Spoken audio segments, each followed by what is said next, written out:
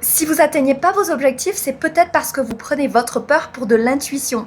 Vous savez, cette petite voix qui vous répète tu n'y arriveras pas, c'est pas le bon moment, et si tu te trompais, c'est pas forcément votre intuition. La plupart du temps, c'est votre amygdale, le centre de la peur, qui part dans tous les sens. Et le problème, c'est qu'elle fait pas la différence entre un vrai danger et une situation nouvelle ou inconfortable. Alors dès que vous voulez lancer un projet, changer de travail, partir vivre à l'étranger ou simplement sortir de votre zone de confort, elle réagit comme si votre sécurité était menacée. Et c'est à ce moment-là que votre cerveau passe en mode survie. Votre cortex préfrontal, la partie qui vous permet de réfléchir, prendre du recul et prendre de bonnes décisions, fonctionne beaucoup moins bien. C'est pour ça que vous doutez de tout, que vous avez l'impression d'être complètement bloqué ou que vous remettez sans cesse vos projets au lendemain. Et donc le réflexe est souvent d'essayer de raisonner cette peur alors que c'est pas possible. La première chose à faire, c'est de calmer votre système nerveux, c'est-à-dire le centre de contrôle de votre corps. Et donc ce qui fonctionne super bien, c'est écrire dans un journal, marcher quelques minutes ou faire du trampoline pour bouger vos énergies ou encore faire des exercices de respiration. En aidant votre corps à retrouver un état de calme,